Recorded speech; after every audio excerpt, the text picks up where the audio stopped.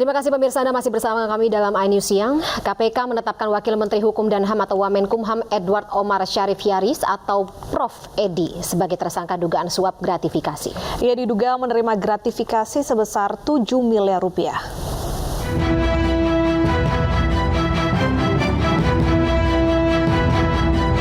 Surat penetapan tersangka dugaan gratifikasi Wamenkumham Edward Omar Syarif sudah ditandatangani KPK sekitar 2 pekan lalu. Selain Edi, ada 3 orang tersangka lainnya, namun pihak KPK belum bersedia merinci nama-nama tersangka lain. Sebelumnya Edi dilaporkan Ketua Indonesia Police Watch, Sugeng Teguh Santoso pada pertengahan Maret lalu. Edi dilaporkan ke KPK atas dugaan penerimaan gratifikasi sebesar 7 miliar rupiah. Kemudian pada penetapan tersangka Wamenkumham, benar itu sudah kami tanda tangan sekitar 2 minggu yang lalu Pak Sir ya, sekitar 2 minggu yang lalu dengan 4 orang tersangka ya, dari pihak penerima 3, pemberi 1, itu clear ya. 4 tersangka yang sudah ditetapkan pihak KPK antara lain 3 orang penerima dan 1 pemberi gratifikasi. Tim Liputan iNews melaporkan.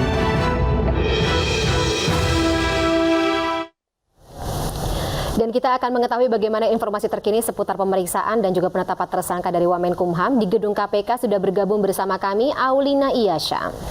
Selamat siang Aulina, apakah sudah ada kabar terbaru terkait siapakah 3 tersangka lainnya yang juga terjerat gratifikasi Wamenkumham? Ya baik, selamat siang Deta dan Fani. Bahwasanya betul sekali saat ini saya sedang berada di KPK untuk mengetahui lagi info lebih lanjut update kasus terkait tersangka Wakil Menteri Hukum dan HAM tersangka gratifikasi dan juga suap, yaitu adalah Prof. Edi, di mana memang pada Kamis malam tadi malam lebih tepatnya diadakan konferensi pers di KPK yang memberikan informasi bahwa Prof. Edi selaku Wakil Hukum Menteri dan HAM telah melakukan suap dan gratifikasi bersama 3 tersangka lainnya.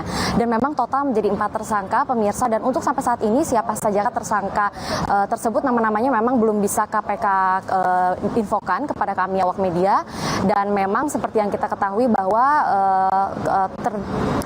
tersangka kasus suap dan gratifikasi tersebut total ada 4 orang pemirsa, yaitu 3 orang sebagai penerima dan 1 orang sebagai pemberi. Walaupun memang sampai saat ini KPK belum bisa memberikan informasi sebetulnya siapa sajakah orang-orangnya tersebut. Yang baru diberitahukan informasinya hanya Prof. Edi saja selaku Wakil Menteri Hukum dan HAM. Pemirsa, memang untuk kabar mengenai hal ini isunya sudah memang mulai terdengar ramai dibicarakan pada bulan pertengahan Maret lalu, di mana Indonesia Police Watch atau IPW memang sudah melaporkan Wakil Menteri Hukum dan HAM Prof. Edi bahwa telah melakukan gratifikasi dan suap sebesar 7 miliar rupiah. Walaupun memang pada saat itu Prof. Edi masih mengaku tidak melakukan hal tersebut, dan akhirnya kasus ini pun berlanjut lagi yang akhirnya mulai ditetapkan sebagai tersangka per 2 minggu lalu pemirsa. Dan memang sebetulnya hal apa yang menyebabkan Prof. Edi dituduh melakukan dugaan gratifikasi dan juga suap, yaitu dikarenakan diduga Prof. Edi menerima dana penerimaan untuk pembangunan badan hukum, di mana memang pada saat itu nama dari PT-nya sendiri itu adalah PT CLM, di mana Prof. Edi membantu dalam pengesahan dari PT tersebut. Dan juga pemirsa, memang kasus ini memang sudah sampai ke tahap penyidikan per 6 November lalu, Fani dan Deta.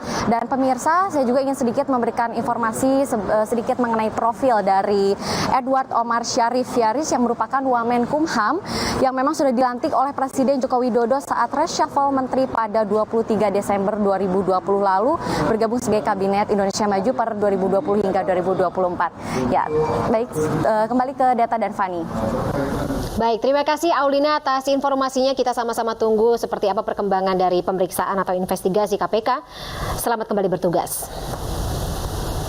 Pemirsa, Hakim Konstitusi Suhartoyo terpilih menjadi Ketua Mahkamah Konstitusi baru menggantikan Anwar Usman. Ya, Suhartoyo bertekad mengembalikan kepercayaan publik terhadap Mahkamah Konstitusi.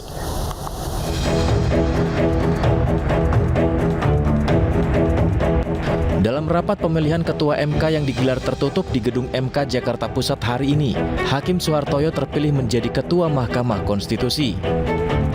Keputusan ini dihasilkan dari kesepakatan secara musyawarah mufakat oleh hakim konstitusi lainnya.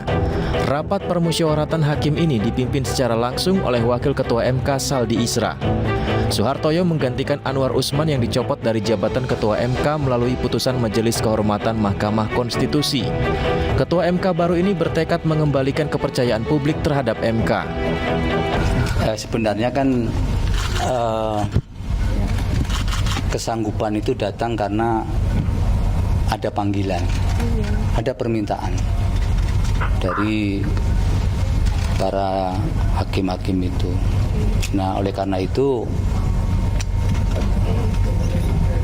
secara faktual memang yang muncul nama ini kan hanya berdua. Sehingga kalau mereka sudah beliau-beliau itu sudah memberikan kepercayaan, kemudian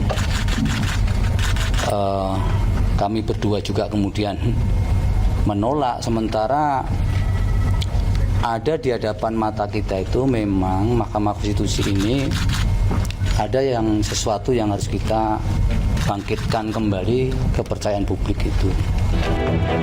Sebelumnya lewat putusan MK, selain putusan terhadap Anwar Usman, MK juga menyatakan semua hakim konstitusi melanggar kode etik karena membiarkan kebocoran informasi mengenai rapat permusyawaratan hakim. Mereka dijatuhi sanksi teguran lisan secara kolektif. Ya pemirsa, kesal ditegur saat akan menikah ke-4 kalinya, seorang anak angkat tega mengusir ibunya. Informasinya sesaat lagi, tetaplah di iNews Siang.